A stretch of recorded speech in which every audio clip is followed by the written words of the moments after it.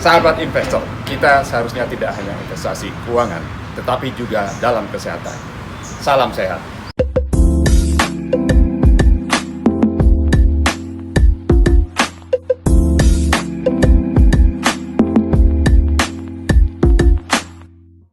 Halo teman-teman investor, selamat pagi. Selamat jumpa kembali di YouTube channel saya, Hamdi Hasarbaini. Hari ini saya mengundang salah seorang pelaku pasar modal. Mungkin teman-teman banyak yang belum tahu nih, di pasar modal itu ada yang namanya dana perlindungan investor. Pasti banyak yang nggak tahu ini.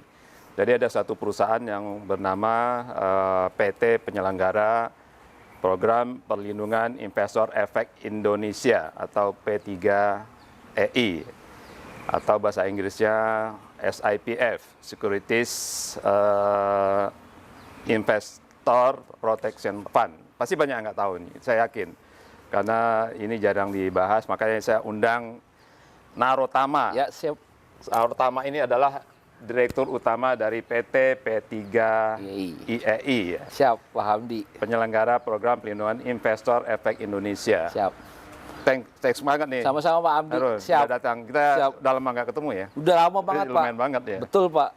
Bahkan 5 tahun lebih lah ya. Iya, 5 tahun Ya, setelah saya selesai dari bursa, tahu kamu jadi dirut P3I. Alhamdulillah banget. Alhamdulillah. Jadi terima kasih nih Naro udah datang. Karena menurut saya sih banyak teman-teman investor Siap. yang belum paham nih mengenai Siap. dana perlindungan investor. Siap. Jadi nanti kita akan banyak bahas soal itu. Siap, Pak. Jadi mungkin dari Naro dulu Oke, nih. Apa siap, sih Pak. itu P3I apaan sih gitu? Mungkin Thank you, Pak masih Hamdi. asing buat teman-teman investor nih. Betul, Pak. Asing banget malah, Pak.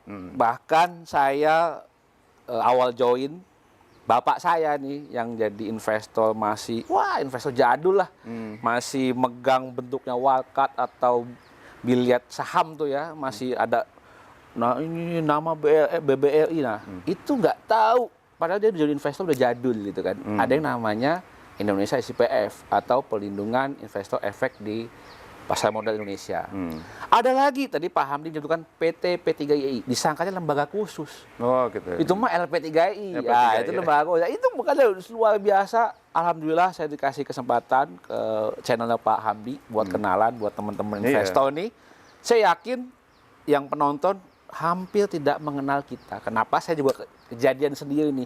Ketemu banyak orang, oh ada ya SIPF. Ya, itu dia. Bahkan pejabat-pejabat kita di atas sana, saya ketemu beberapa instansi, ada ya SIPF ternyata di Pasar Modal Indonesia. Nah ini momen yang baik, tak kenal maka tak sayang. Ya. Nah tadi Pak Hamdi, thank you.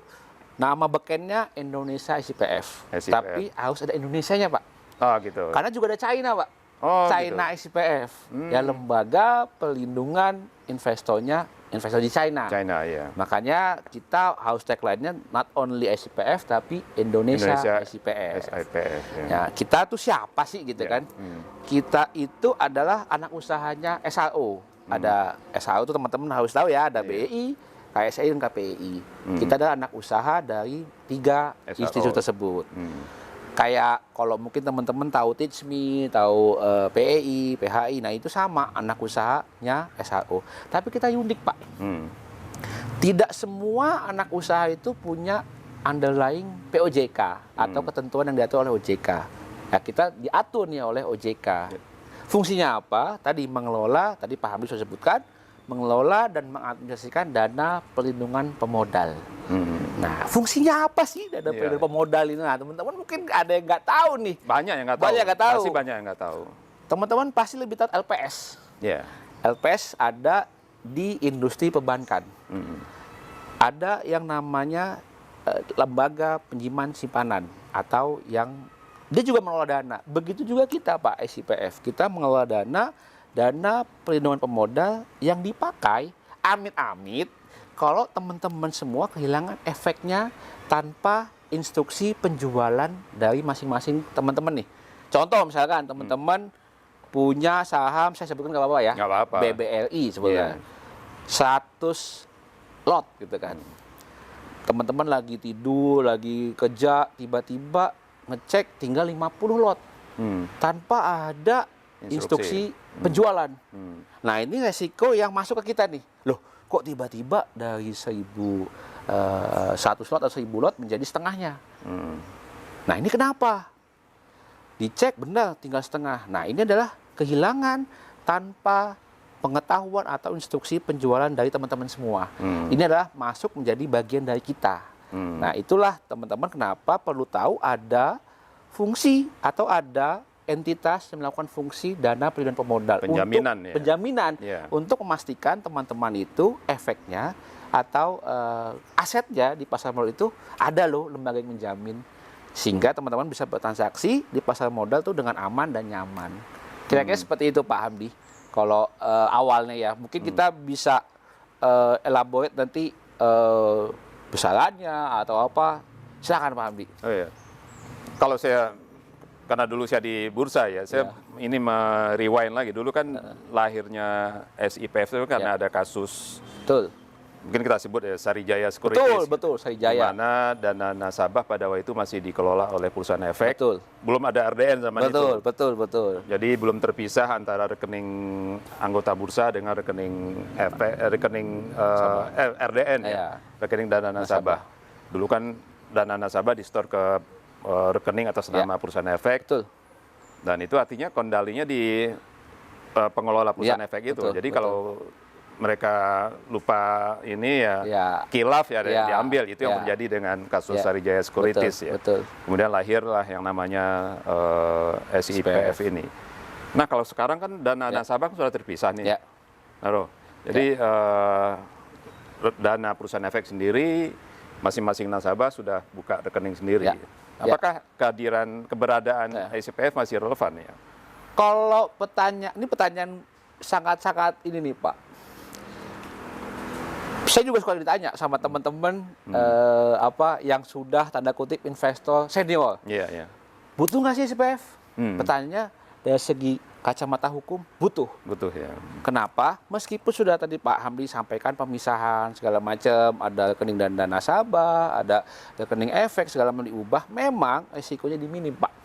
Tapi tetap kita ingin menyampaikan kepada investor, ini kita juga benchmark ke hampir ke seluruh pasar modal di dunia Pak ya, bahwa memang mekanisme ini kita nggak mau semuanya kejadian. Ada kasus seperti Sarijaya lagi Pak ya. Nah makanya ada mekanisme tadi pemisahan RDN dan rekening efek, ditambah mekanisme dana perlindungan pemodal. Amit-amit kalau udah dipisah, ya nama juga kejahatan Pak ya. Iya.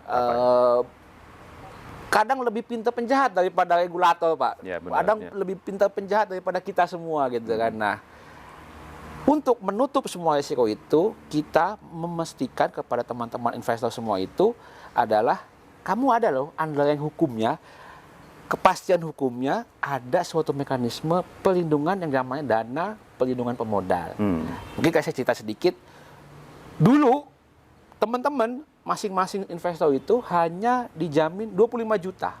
Iya, waktu awal-awal. Kecil sekali 25 juta. Dapat apa sih gitu kan? Sekarang alhamdulillah per tahun 2021 kemarin kita sudah mencapai 200 juta rupiah Per rekening itu ya? per rekening. Nah ini alhamdulillah kenapa? Karena kita juga selalu bertumbuh Pak, dana perlindungan pemodal itu.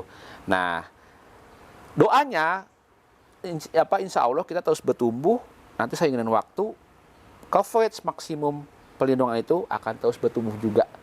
Contoh dulu 25 juta, 2015 100 juta, sekarang 200 juta rupiah. Alhamdulillah. Jadi setiap kira-kira 4-5 tahun naik hingga 2 kali lipat. Mudah-mudahan next tahun 2026 atau 2027 bisa mencapai 400 juta rupiah. Seperti itu Pak. Nah mungkin ini kan meniru perbankan ya, kan ada LPS kan. Betul. Lembaga penjaminan simpanan betul, ya. Tapi betul. itu kan ada batas ya, kalau 2 miliar. 2 miliar ya. Betul. Artinya kalau dana dari rekeningnya lebih dari 2 miliar ya udah dapatnya 2 miliar. Kalau di SPF sekarang berapa? 200 juta, 200 juta. Betul, Pak. 200 juta. Artinya kalau di rekening efeknya lebih ya udah yang diganti. Ya. Nah, itu ada sebabnya Pak Hamdi. Jadi kita juga kenapa 200 juta, kenapa enggak 2 miliar misalkan. Tentu kita juga ada namanya keterbatasan sumber daya Pak ya. Tadi kita relatif baru, kita baru berdiri di 2013. Jadi otomatis ya 9 tahun lah ya. Kita juga mengelola dana tersebut, sehingga keputusannya atau secara analisa kita detik ini baru bisa mengcover 200 juta. Kita juga buat analisa, ternyata investor retail kita itu 60% Pak di bawah 200 juta Pak. Oh gitu. Jadi sebetulnya yang kita ingin lindungi utamanya adalah investor retail Pak. Yang 60% itu Yes, ya. secara jumlah, secara kuantiti, mayoritas investor di Indonesia adalah masih di bawah 200 juta rupiah. Jadi kita kalau boleh dibilang, memang semangat kita plus pertumbuhan dana yang sanggupnya saat ini maksimum ada 200 juta rupiah, ya tadi kita sudah bisa mengcover mayoritas investor Yang retail. ada. Itu teman-teman investor, khususnya yang retail ya. Jadi Ya, aman. di pasar modal Indonesia itu ada yang namanya dana perlindungan investor. Sama kayak di perbankan itu ada yang namanya lembaga penjaminan simpanan ya. Ya, betul, Tapi Pak. sekarang masih 200 juta Ya. per rekening ya. Per rekening Pak. Atau per investor. Per rekening. Investor Pak, sorry Pak, per investor. Per investor. Jadi kan satu investor bisa punya Yes, betul. 5 atau 10 rekening nih. Ya, jadi kalau misalkan per investor nanti bisa kalau per totalnya bisa per 200 juta per masing-masing Pak. Misalkan nih ya, ini kayak di LPS betul, persis banget LPS. Bapak Ibu punya 1,5 miliar di BCA, 1,5 miliar di BRI. Saya pernah nanya tuh ke LPS juga, yang di cover 2 miliar total Dari BCA dengan itu apa enggak? Enggak, 2 miliar masing-masing bank. Oh gitu. 2 miliar di BCA, 2 miliar di BRI. Jadi sama juga dapat kita dua-duanya, Pak. kan? Sama Iya. kita juga, misalkan Pak Hamdi nih, let's say di A Sekuritas ada 200 juta. Let's say di B Sekuritas ada 200 juta. Dua-duanya dapat. Amit-amit nih Pak, A dan B-nya kasus. Kan nggak mau dong A dan... Amit-amit nih, saya bilang amit-amit ketok palu, dua-duanya kasus. Iya. A dan si B, ya maksimum 400 juta 400 Pak. juta ya. Gitu. Karena ngitungnya kita per masing-masing anggota Pak. Di masing-masing anggota, mayoritas coverage maksimumnya adalah 200 juta. 200 juta ya. Sama dengan, makanya saya bilang betilah mekanisme dengan LPS. Iya. Gitu. Karena singkat saya memang kan ini juga meniru apa yang sudah ada di perbankan Yes, ya. betul Pak, betul Iya. Pak. Tapi pertanyaannya mungkin kejadian apa sih yang akan diganti oleh si EPF ini? Ya. Apakah tadi saya sudah singgung di awal karena dulu kan sejarahnya pasar modal itu rekening dana nasabah Betul. dana nasabah itu ditampung di rekening atas nama perusahaan sekuritas. Misal PT ABC dia menyimpan seluruh dana nasabahnya dia gitu. Jadi gampang disalahgunakan dan itu terjadi pada waktu kasus Sarijaya tadi. Kalau sekarang kan sudah terpisah nih, masing-masing nasabah sudah punya rekening dana nasabah sendiri atas namanya sendiri. Jadi potensi untuk disalahgunakannya semakin kecil, minim kan, walaupun masih tetap ada gitu. Karena kan tetap aja pengendalinya si sekuritis. Ya, gitu. betul. Jadi fungsi dana pelindung investornya untuk kejadian seperti apa? Ya, sebetulnya Pak, benar Pak, tadi sekali lagi di kejadiannya minim, tapi tetap Pak, itu tadi Bapak bilang potensi itu selalu ada Pak. Kadang kita juga belajar dari IPF di luar sana Pak, yang sudah ada pemisahan, tetap potensinya tetap ada Pak. Seperti apa kejadiannya? Ya tadi saya bilang di awal bahwa ada kehilangan aset pemodal, ditambah si sekuritas ini juga tidak mampu menggantikannya Pak. Jadi tadi teman-teman contohlah ada megang efek tadi 1 slot tiba-tiba bahkan hilang, nggak bisa dieksekusi, nggak bisa apa. Ternyata ada kejadian si sekuritas tersebut fraud ya, bermasalah, sehingga teman-teman itu merasa nyaman Pak dengan adanya dana perlindungan pemodal. Nah memang alhamdulillah Pak dengan adanya mekanisme pemisahan sampai saat ini kita belum pernah klaim. Belum pernah. Amit-amit Pak ya. Cuman kita tetap jaga-jaga lah ya. Kalau boleh dibilang kita bersama, tentu teman-teman tahu ya, ada OJK, ada SHO, ada BEI, KSI, KPI, itu kita melakukan simulasi klaim Pak. Kita melakukan simulasi klaim bahkan dengan data yang real. Kalau dulu saya sebutkan, kita sempat bekerja sama dengan teman-teman iPod. Kita kolaborasi dengan teman iPod, dengan OJK, dengan SRO, datanya real tapi fake skenario. Nah itu kita di situ ketahuan tuh, oh ternyata mekanisme yang kita punya perlu perbaikan di sisi ini, sisi ini, sisi ini. Jadi meskipun amit-amit ada kejadian dan kita selalu berdoa nggak ada kejadian, kita selalu siap Pak melakukan simulasi klaim ini. Nah, jadi kita untuk menjaga bahwa mekanisme ini bisa valid pada saat kejadian kalau nanti terjadi di masa depan. Mungkin itu Pak. Oh gitu. Mungkin kasih contoh kali kejadian apa sih yang akan di cover? Oke. Jangan sampai nanti investor menganggap gua rugi nih di trading saham diganti nggak sama SPF? Gitu. Ada benar resiko yang tidak dilindungi Pak. Contoh nih ya, ini saya real kejadian real case, ya. Pada saat awal pandemi. Bapak tahu dong pada saat pandemi IHSG, ke tempat 3.900 ada yang japri saya. Pak, saya nggak mau tahu saham saya minus 60%. Bapak harus ganti karena saya mau sekolah anak saya. Astagfirullahaladzim. Itu bukan risiko yang ditanggung ya. Itu adalah teman-teman. Ya, ini real nih. Saya banyak dapat aduan di tahun 2020 tuh pada saat pandemi awal. Wah, IHSG nggak hancur semua kan. Nggak ada saham yang tidak anjlok gitu kan. Banyak aduan ke kita. Saham saya hancur, saya mau jual nilainya di bawah 60%, 70% something gitu. Nah itu adalah risiko pasar, bukan risiko kita lindungi. Ada lagi contoh yang kedua, Pak Hamdi. Saya nyebut XYZ aja deh, saham XYZ. Pak, saya sudah beli dari tahun lalu, tapi saya mau jual, nggak bisa jual. Nggak ada yang beli. Nggak ada yang beli, nggak liquid. Likuiditasnya nggak banyak di pasar. Itu juga ngadu ke saya. Pak, gimana nih saya mau butuh duit, saya butuh dana, saya mau jual, nggak ada yang mau beli. Itu juga bukan resiko yang kita tanggung, Pak. Itu adalah resiko likuiditas pasar. Makanya teman-teman, kalau mungkin sebelumnya Pak Harbi kan juga banyak ya channel-channel sebelumnya ini membahas bagaimana memilih saham yang baik, segala macam. Yang likuiditas itu mohon di nomor 2-kan. Kenapa? Tadi risiko itu tidak kita lindungi. Yang ketiga lagi Pak, ada lagi nih. Bapak saya deh saya contoh.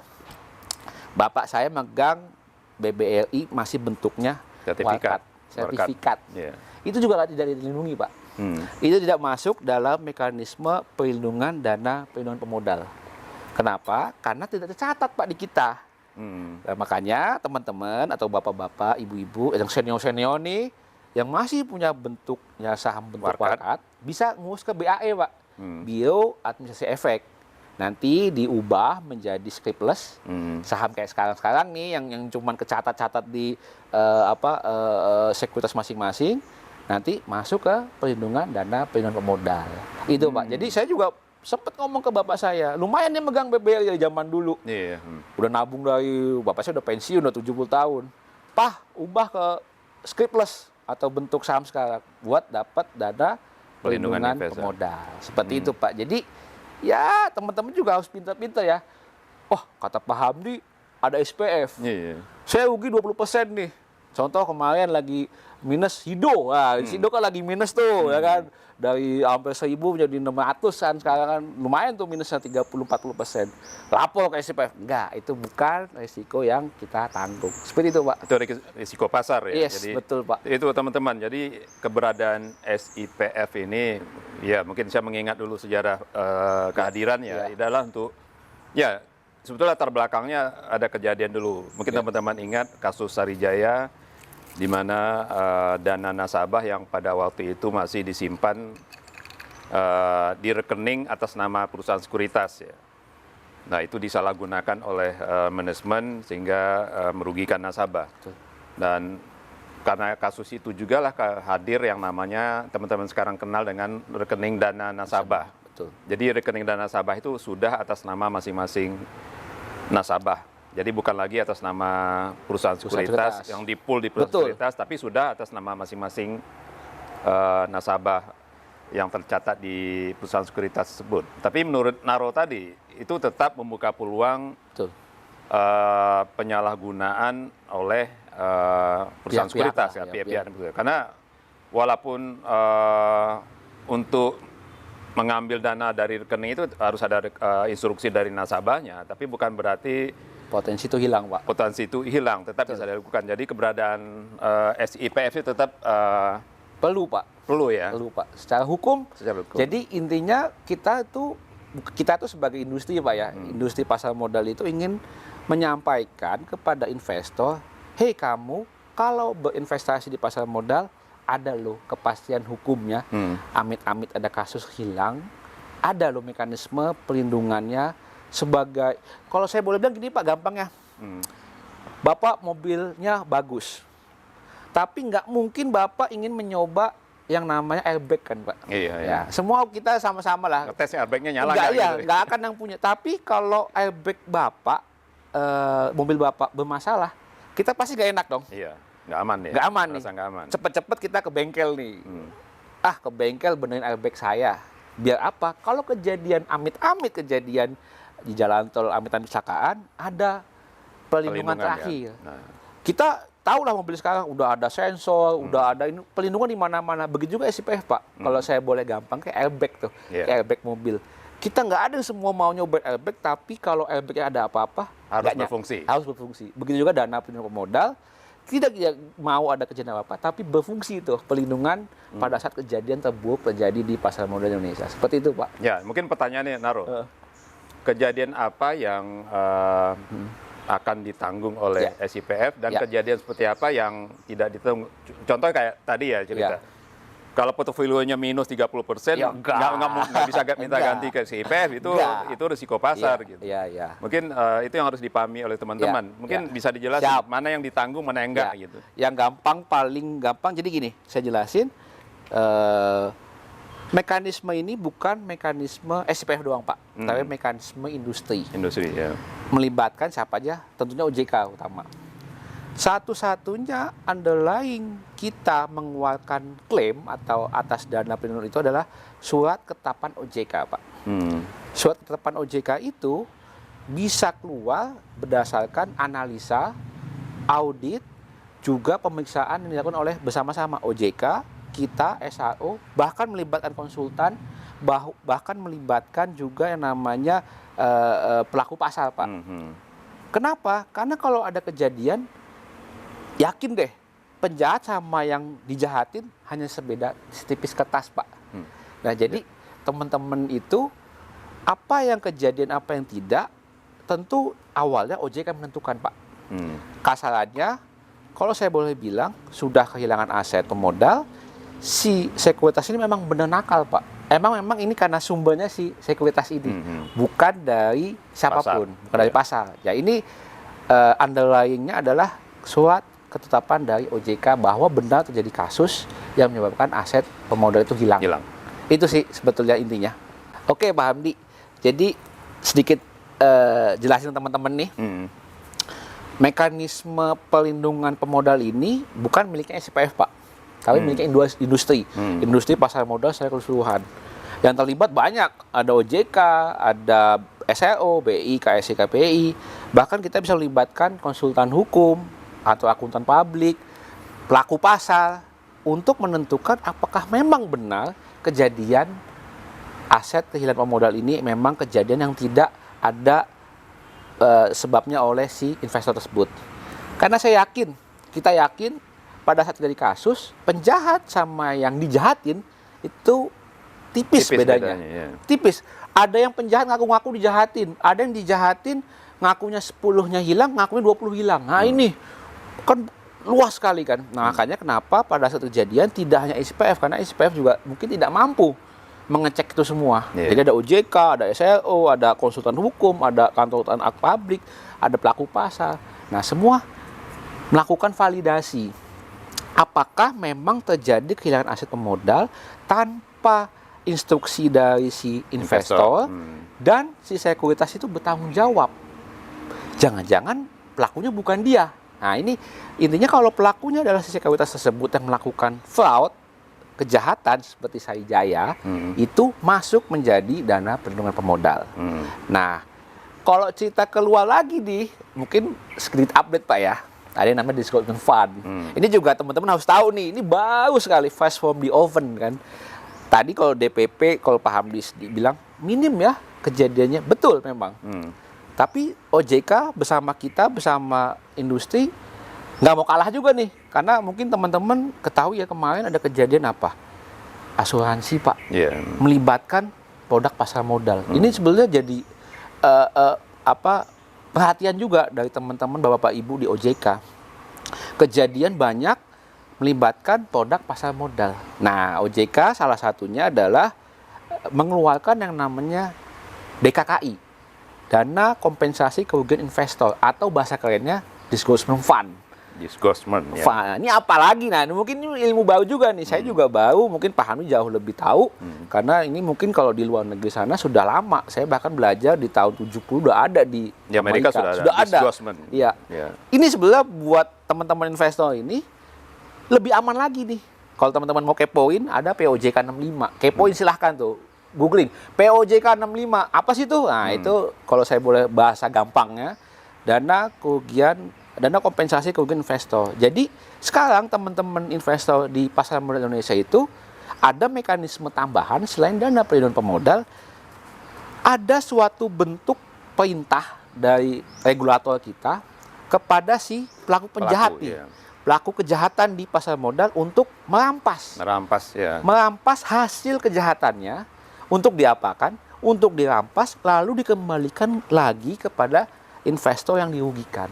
Nah, ini mungkin teman-teman bisa jadi tambahan rasa aman dan nyaman untuk terus berinvestasi di pasar modal Indonesia. Itu Pak Hamdi mungkin sedikit tambahan ya kalau dari ini saya. update terbaru karena dulu kan cuma ada DPP Pak, dana perlindungan pemodal. Artinya kalau dana pemodal yang dulu dikelola oleh perusahaan sekuritas disalahgunakan, diambil oleh manajemennya, itu diganti oleh SIPF. Nah, kemudian yang baru ini yang Disgorgement Fund. Atau bahasa DKKI Pak, bahasa gampang DKKI. Pak. Mungkin teman-teman perlu tahu juga kalau di Amerika itu memang ada yang namanya disgorgement. Jadi kalau ada pelaku tindak pidana pasar modal yang merugikan investor, itu semua dana yang mereka sudah ambil secara tidak sah itu akan disgorge itu kan dimuntahkan, artinya diambil dari pelaku, kemudian oleh otoritas dibagikan kepada investor yang dirugikan. Ini suatu kemajuan nih, Betul, Pak. Pak. Jadi Betul, Pak. akan menambah kepastian hukum bagi pemodal ya. Betul, itu teman-teman. Jadi tidak hanya dana dari DPP, tapi juga ada DKKI namanya. DKKI. Itu sudah ada Pak. Sudah ada ya. Sudah ada Pak. Jadi ini menambah kepastian hukum bagi teman-teman investor ini. Tapi pertanyaannya gini, Naro, kalau di DPP sendiri sekarang dananya berapa sih gitu? Oke. Dan itu sumbernya dari mana? Oh ya. DPP kita kembali ke dana perlindungan pemodal. Alhamdulillah saat ini totalnya 260 miliar Pak. Oh, 260. Tapi kita juga punya cadangan. Cadangan yang namanya cadangan ganti rugi pemodal. Apalagi situ? Jadi itu dana cadangan yang digunakan amit-amit kalau DPP kita nggak cukup Pak. Jadi kita kalau Pak Hamdi nanya berapa kelolaan kita, ya 260 plus 150, sekarang ada 410 miliar. 410 miliar. Suka ada yang nanya ke saya Pak, kecil ya Mas, atau kecil ya Pak. Saya balik tanya ke LPS. Saya nanya ke LPS, Pak, Bapak dana sekian triliun untuk menjamin perbankan kecil ya Pak? Kecil Pak. Kecil ya. Sekali lagi saya ingatkan ke teman-teman, kita sama-sama industri itu tidak pernah mau ini kejadian. Kita selalu mengedepankan preventif Pak ya. Sama kayak airbag tadi ya. Yes, betul kita nggak pengen airbagnya nyala gitu betul. Bahkan saya kalau kembali ada kecil ya Pak Au, Mas Au, saya balikin. Kita tetap mengakselerasi Pak. Kita meskipun meningkatkan preventif, pengendalian preventifnya, tapi kita terus menambahkan jumlah dana tersebut Pak. Tadi untuk amit-amit kejadian. Nanti makanya saya tadi kalau pertanyaannya sumbernya dari mana? Yang pertama dari pemegang saham kita Pak. Ada BEI, KSI, KPEI, plus ada anggota. Anggota kita siapa aja tadi ada Sekuritas dan Bank Kasedian. Suka tanya Pak ke saya, wah saya kalau jadi investor nanti tambahan biaya dong. Ada biaya penjaminan. Oh enggak. Enggak ada teman-teman ya. Jadi enggak ada pungutan. Enggak ada pungutan dari kita sama sekali ke teman-teman yang mau jadi investor di pasar modal, enggak ada. Jadi ini sumbernya memang murni dari ASO plus anggota kita. Jadi teman-teman nggak usah khawatir ada tambahan biaya apapun, tidak ada. Plus fungsi kita Pak, salah satu amanat kita diamanatkan oleh OJK untuk mengakselerasi pertumbuhan tersebut. Makanya kita memiliki fungsi treasury tentunya memang yang prudent Pak ya. Karena kenapa ini dana milik industri, bukan dana miliknya kita. Pengelolaannya harus prudent ya. Jadi kita terus menambahkan jumlahnya tapi dengan risk management yang prudent Pak. Karena amit-amit kalau kejadian dana itu harus siap digunakan untuk membayarkan klaim. Begitu Pak. Oke, jadi teman-teman sekarang ada dua berarti ya, ada DPP yang dikelola oleh SIPF dan ada DKKI yang kelola siapa? Nah, kalau DKKI ya, cerita lagi nih Pak. DKKI ini memang sangat fresh from the oven Pak ya. Karena kalau saya boleh bilang baru keluar di 2021 Pak ketentuannya. Nah, itu dana yang dikelola kalau berdasarkan ketentuan yang ada pada saat jadi kasus. Karena beda Pak ya, kalau dana pelindungan pemodal dikoleksi, dikolektif, dikoleksikan setiap tahunnya, di pungutan. Ada pertumbuhan setiap tahunnya. Nah, kalau DKKI atau dana kompensasi kerugian investor, dana itu ada kalau ada kasus. Saat ini belum ada pihak yang ditunjuk. Nah, tapi kita SIPF, Indonesia SIPF, ini memberikan komitmen kepada industri, kita siap kalau ada kasus yang harus terbentuk DKKI, kita siap menjadi administratornya Pak. Jadi ada yang namanya administrator DKKI.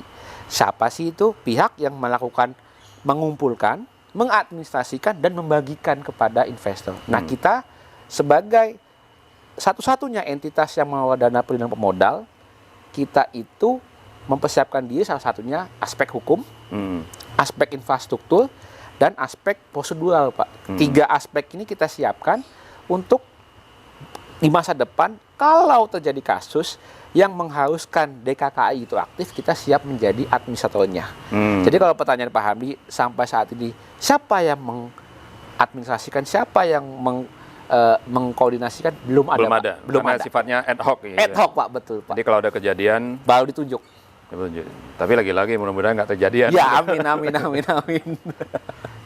Ya, menarik. Jadi teman-teman yang berinvestasi di pasar modal, mudah-mudahan ini bisa menambah keyakinan ya. Jadi kalau terjadi sesuatu dengan dana kalian di perusahaan sekuritas, itu artinya bukan menjamin kerugian ya. Kalau beli sahamnya salah kemudian rugi, bukan itu yang dijamin.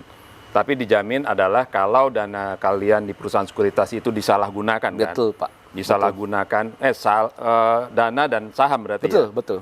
Dana dan saham kalian di perusahaan sekuritas disalahgunakan oleh pengurusnya, itu dijamin oleh dana pelindungan pemodal. Ya, dana pelindungan pemodal, tapi jumlahnya saat ini masih 200 juta per rekening. Betul.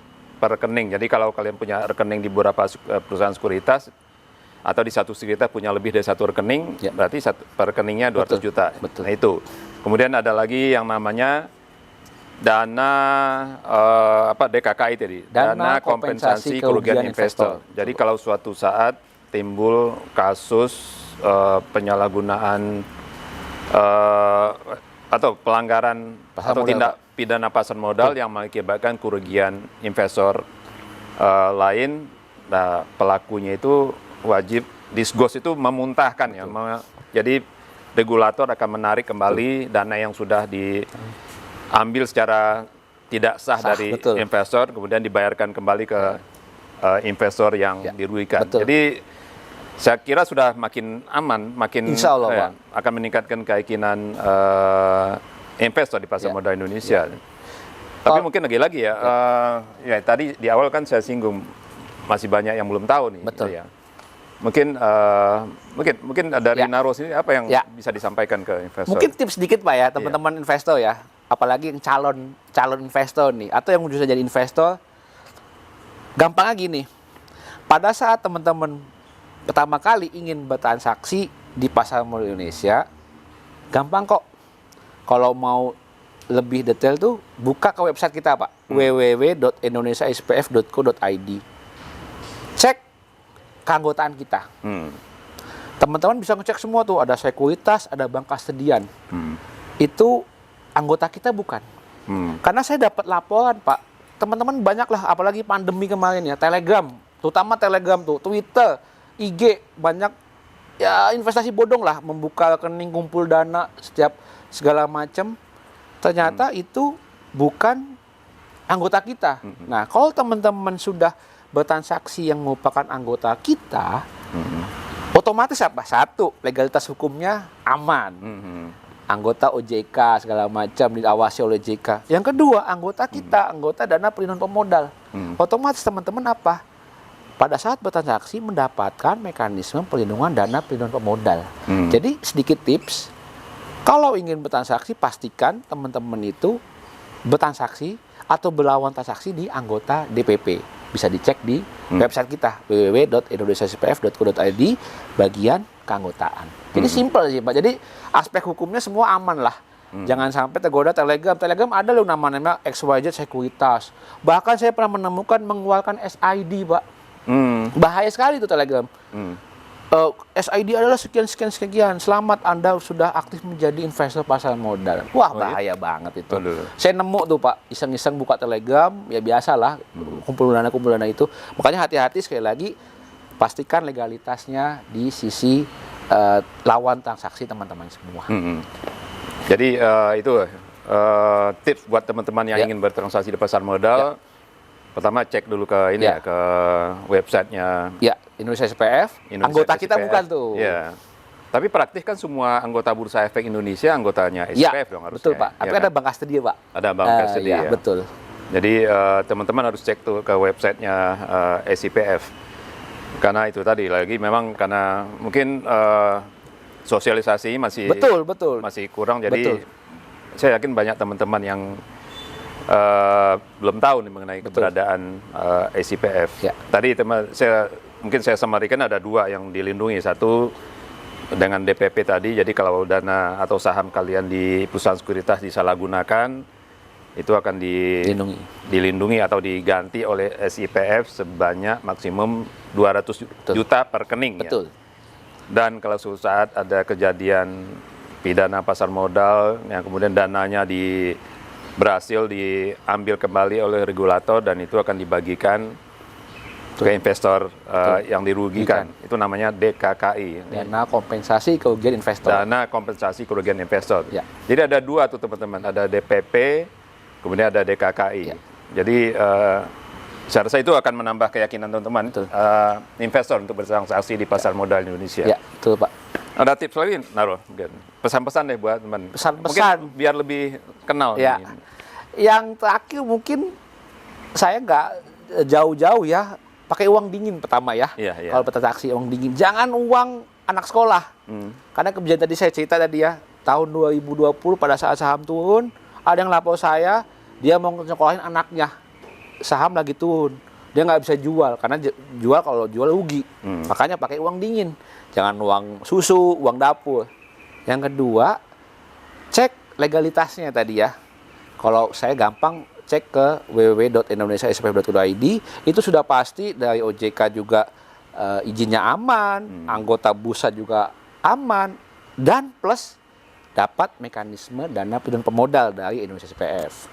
Yang ketiga, pelajari Pak, kalau saya Pak, jangan beli-beli asal beli, ikut-ikut. Wah, ini XYZ lagi naik, saatnya beli. Jangan, apalagi saya juga banyak aduan itu ada grup-grup Telegram berbayar, Pak.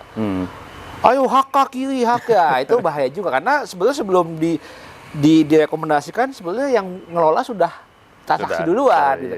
Makanya teman-teman juga ketahui dan pelajari produknya. Teman-teman yang keempat juga, kalau saya sih 4 sih Pak. Satu lagi adalah plannya apa di pasar modal? Tujuannya apa? Apakah ingin kalau saya bilang ada dua, ada trading, ada investing Pak ya. Nah, itu juga ilmunya dalam lagi nih Pak. Mungkin saya cuma sedikit aja. Kalau teman-teman ingin memang untuk masa depan jauh, belilah saham yang benar-benar secara historical fundamentalnya baik. Karena akan secara jangka panjang itu akan menghasilkan keuntungan yang lebih pasti dibandingkan dengan saham yang mungkin level 2, level 3 yang volatile. Nah, itu mungkin sedikit Pak. Karena saya jujur, saya juga plannya apa? Sekolahin anak, kuliah, 10 tahun lagi, 15 tahun lagi, saya malam Pak. Contoh misalkan saham atau kalau saya bilang reksadana apapun yang sahamnya lagi turun, lah saya 10 tahun lagi aman. Jadi mungkin segitu itu Pak. Ya. Tips saya. Itu tip dari Naro, Ya. Direktur Utama Indonesia SIPF atau P3 IEI atau perusahaan penyelenggara program pelindungan investor efek Indonesia.